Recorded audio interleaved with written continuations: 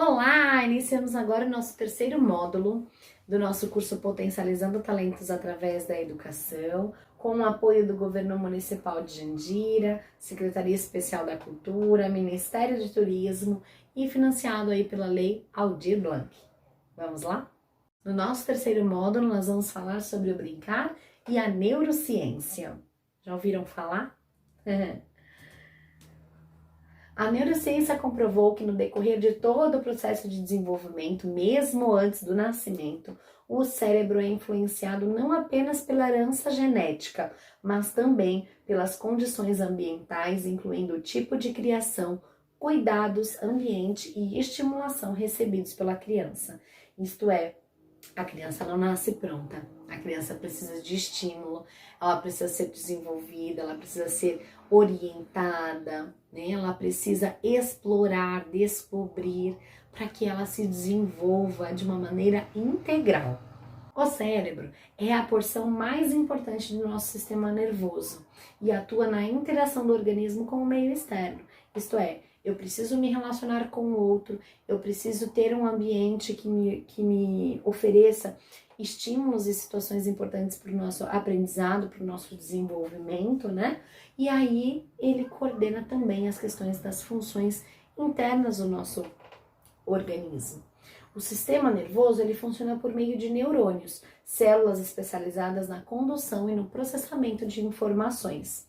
Os neurônios conduzem as informações por meio de impulsos elétricos que percorrem sua membrana e passam por outras células por meio de estruturas especializadas, as sinapses, onde é liberado o neurotransmissor. Então, o que acontece? O neurônio entra em contato com o outro, acontece a sinapse e libera o neurotransmissor específico, né? E são vários que nós temos no nosso organismo. E aí isso faz com que a gente transforme o que está ali, né? Entra aí na questão da neuroplasticidade que nós vamos falar daqui a pouquinho. Aquilo que nós tínhamos, nós já não temos mais, já está diferente, porque houve um estímulo, passou por alguma situação que aconteceu aí uma conexão entre um neurônio e outro e teve um aprendizado, uma conquista diferenciada para o nosso organismo, certo? Para o nosso sistema nervoso. O sistema nervoso tem uma enorme plasticidade, ou seja, uma enorme capacidade de fazer e desfazer ligações entre as células nervosas como consequência das interações permanentes com o ambiente externo ou interno. É o que eu acabei de falar para vocês. Um neurônio entra em contato com o outro, eles se conectam, transformam uma sinapse e liberam aí um neurotransmissor diferenciado. Então aconteceu um estímulo diferente. E ao mesmo tempo aquele que não é utilizado, ele é eliminado. Tem a poda neuronal. Então ele é eliminado porque naquele momento ele não está sendo mais utilizado, certo? A plasticidade é maior nos primeiros anos de vida, mas ainda que diminuída por toda a sua existência. Isto é, o nosso cérebro é plástico. Ele tem a capacidade de transformar-se ao longo da nossa vida desde o momento que a gente nasce, né? E ele é formado com 3 semanas de gestação. Ele já está iniciando aí o processo de formação do nosso cérebro, do nosso sistema nervoso central, certo? Então aí faz parte aí desse desenvolvimento, nós recebemos esses estímulos, nós temos essa plasticidade, porém, olha só, ela é maior nos primeiros anos de vida. Então, qual é o momento que essa criança, que esse indivíduo tem que ser mais estimulado? Qual é o momento que ele está no momento da janela de oportunidades para o aprendizado, né? Ele está pronto, preparado para receber e absorver tanto aprendizado, tantas coisas gostosas e motivado e com vontade na infância, né? É nesse momento que nós temos as maiores conquistas dessa criança, por isso nós temos que incentivar. E aí entra o brincar nessa questão, né? Quanto mais eu conseguir explorar, inserir, estimular, fazer com que ele amasse, faça culinária, artes, utilize diferentes recursos, diferentes materiais, explore diferentes texturas e cheiros e sons e traços, enfim, quanto mais a gente conseguir oferecer para essa criança, mais aprendizado essa criança, mais preparada essa criança vai estar para o processo de aprendizado ao longo da vida, né? Então, é o melhor momento para que essa criança receba estímulos. O cérebro não tem necessidade nem capacidade de processar todas as informações que chegam até ele. Por meio da atenção, ele pode dedicar-se a informações importantes, ignorando as que são desnecessárias. Isto é, se aquilo é desnecessário para mim, eu não tenho por que prestar atenção naquilo. Se eu não estou motivada com aquela informação, por que eu vou prestar atenção? Só que eu preciso dar atenção para poder aprender. Ele coloca aqui, o cérebro não tem necessidade nem capacidade de processar todas as informações. Então ele vai assimilar e processar e adquirir o que for interessante e útil para ele, para o seu desenvolvimento ao longo da sua vida, para uma questão de sobrevivência. Por que eu preciso saber isso? Por que eu estou motivado a aprender isso? Né? A criança precisa entender por que eu estou aprendendo isso. Ou quão gostoso é aprender isso, né? Aí eu desenvolvo essa motivação para que ele possa ter essa conquista aí do outro lado. Terá mais chance de ser considerado como significante e, portanto, alvo de atenção. Aquilo que faça sentido no contexto em que vive o indivíduo tenha ligações com o que já é conhecido e atenda a sua expectativa, ou seja estimulante e agradável. Então, eu preciso fornecer a esse indivíduo coisas que façam parte da realidade das vivências que ele tem no dia a dia. Não adianta eu querer fugir completamente do contexto, falar alemão fluente para uma criança que não está falando nem um português direito, né? Se vocês falarem comigo alemão fluentemente, desculpe, eu não vou entender. Vai fazer parte da minha realidade? Não. O alemão não faz parte do meu cotidiano. Não faz parte das minhas atividades diárias. Não tem sentido para mim neste momento, a não ser que por algum motivo, uma questão motivacional, eu tenha vontade de aprender alemão e eu vá atrás, eu vou buscar, porque eu tenho um objetivo por trás disso. E aí sim, esse aprendizado vai ser prazeroso, motivacional, porque eu tenho um objetivo. De alguma forma, esse aprendizado fará sentido para a minha vida. A atenção e a memória são dois fatores muito importantes para a aprendizagem. Para que o foco atencional seja mantido, é necessário que seja prazeroso e significativo, de acordo com a realidade social desse indivíduo, que é o que nós acabamos de falar, né? Para que a memória seja estimulada, é importante que ele perceba o conteúdo como significativo e prazeroso, que tenham poucos distratores no ambiente, que haja repetição retomando o mesmo assunto diversas vezes, explorando diversos recursos. Então não é fazer 1000 vezes a mesma coisa, é fazer 1000 vezes a mesma coisa em momentos diferentes, com recursos diferentes, dando prazeres diferentes, né? Para que tenha sentido para essa criança, certo? E não aquela coisa maçante de fazer 1000 vezes a mesma coisa, né? Estabelecendo uma rotina e assim utilizaremos diferentes canais do cérebro e de processamento de informações. A memória se forma no processo de repetição, elaboração e consolidação. O sujeito tem que ser ativo nesse processo. Isto é, ele tem que fazer parte, tem que partir dele, do interesse dele, da vontade dele, né? Da vivência que ele tem, da realidade que ele vive, certo? O ambiente escolar deve ser planejado para facilitar as emoções positivas e evitar as emoções negativas. A amígdala cerebral é um centro nervoso regulador dos processos emocionais. As emoções positivas envolvem também um circuito dopaminérgico que vai do mesencéfalo até o cérebro. E esse circuito está envolvido no fenômeno da motivação, que é importante para a aprendizagem. Isto é, um neurônio entra em contato com o outro, acontece a sinapse e libera um neurotransmissor que é a dopamina.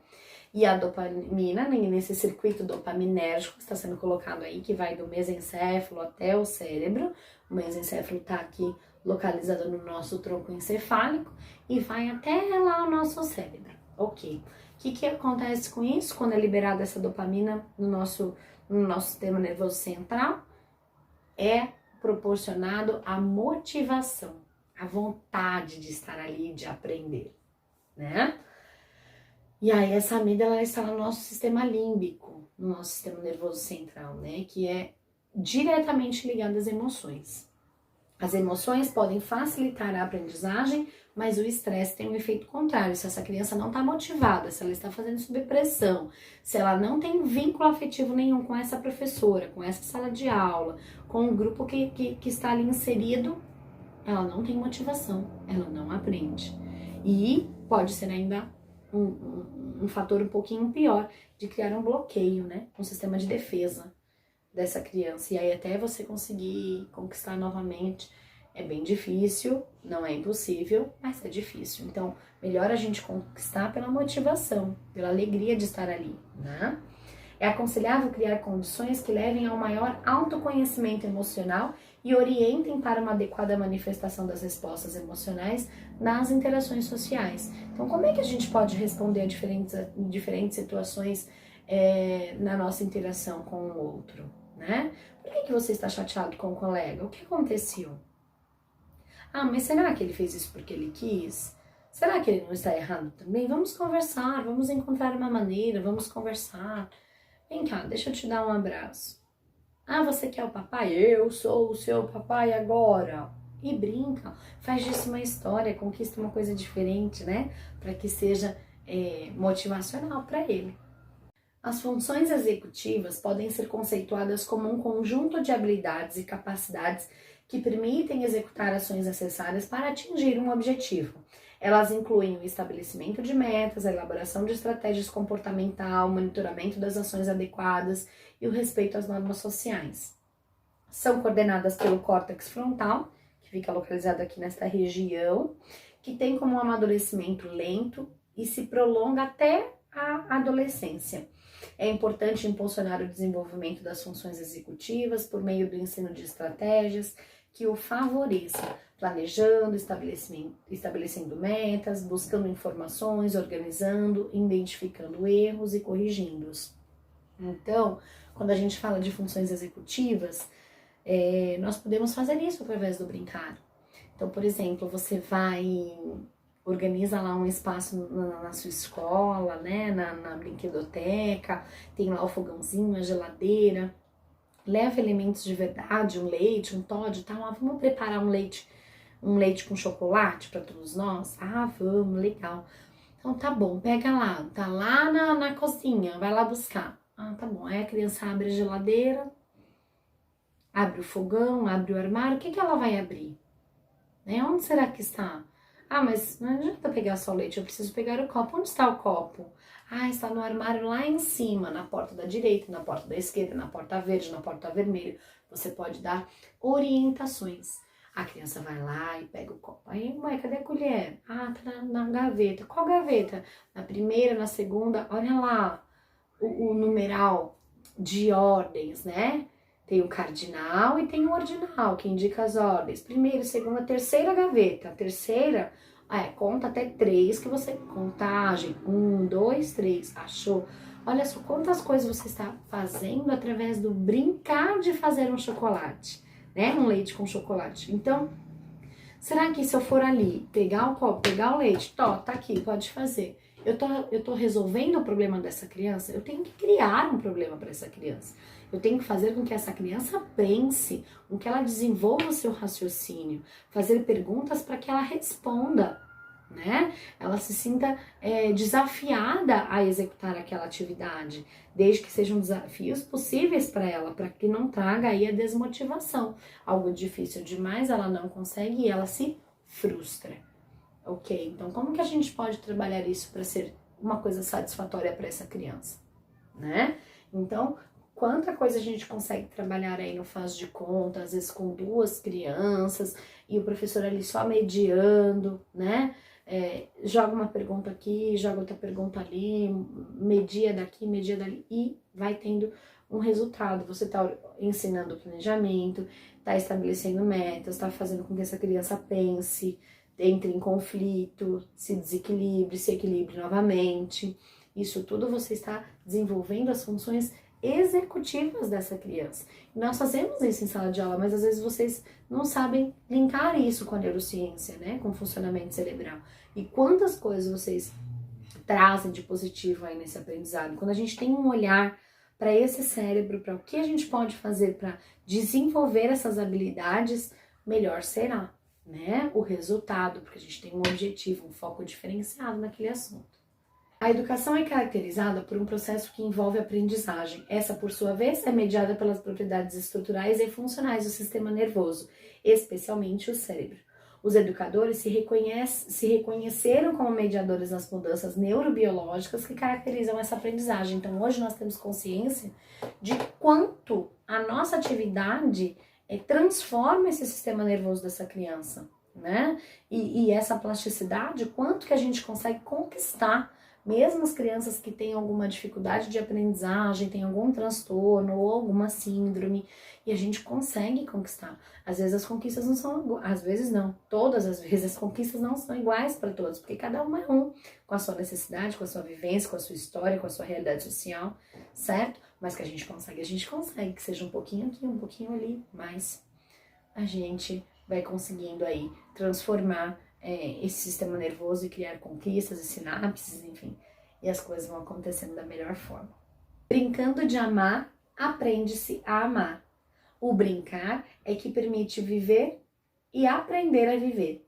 As brincadeiras são, portanto, muito mais do que simples atividades para passar o tempo e entreter a criançada. Elas alicerçam as aprendizagens dos elementos mais complexos da nossa psique e podem contribuir de forma inequívoca e inigualável para o desenvolvimento infantil.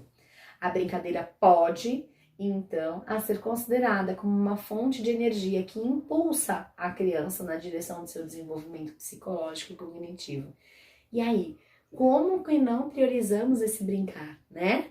Vamos focar, mudar aí um pouquinho a nossa conduta. E aí eu trouxe algumas sugestões de atividades, vou mostrar para vocês agora. Amo brincar de, faz de conta. Então aqui nós temos a brincadeira de faz de conta usando colheres de pau como um recurso, né? De fantoche, que é super legal. E aí essa brincadeira de faz de conta estimula a imaginação, a criação livre, a autonomia, a oralidade, o prazer pela história, a sequência de acontecimentos, o compartilhar dos seus próprios sentimentos, né? E tantas outras coisas. Eu estou colocando alguns exemplos para vocês. Depende do objetivo do que você quer trabalhar, você estimula coisas diferentes. Temos aí o show de talentos, né? Então, a habilidade daquela criança é cozinhar. Então, vamos estimular, vamos fazer com que ela se reconheça com essa habilidade e mostrar para o restante do grupo qual é a sua habilidade, né? Vivendo papéis diferentes, então aqui tem as crianças, né, vestidos de adulto, trazendo situações que fazem parte da rotina, do dia a dia, a realidade do cotidiano, né, fazendo com que ela vivencie diferentes papéis e saiba identificar, nomear sentimentos em diferentes situações. Temos aqui também o Descobrindo Mistérios da Natureza, então a criança com a lupa, né, observando diferentes estímulos, folhas, colorações, tipos de plantas. Será que todas as plantas têm frutos ou não? Será que todas as plantas têm um tronco grosso e comprido? Será que tem algumas que são rasteiras? O que elas precisam para sobreviver, né? Então, trazendo esse olhar curioso, investigativo, explorador dessa criança, pesquisador, vá pesquisar, vai procurar, vamos descobrir juntos, né? Utilizando elementos da natureza para fazer o bolo, né? O faz de conta, inventando outras historinhas, usando terra para moldar e podemos usar também para fazer tinta, né? A luz do sol para trabalhar essas sombras, pode até usar o próprio corpo da criança e trabalhar a lateralidade. A caixa de papelão se transformou numa cidade, né? Com uma pista, com um carrinho.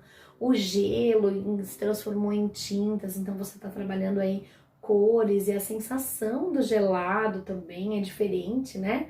Nós explorarmos de diferentes formas, utilizando elementos não estruturados e desenvolver o brincar a partir delas.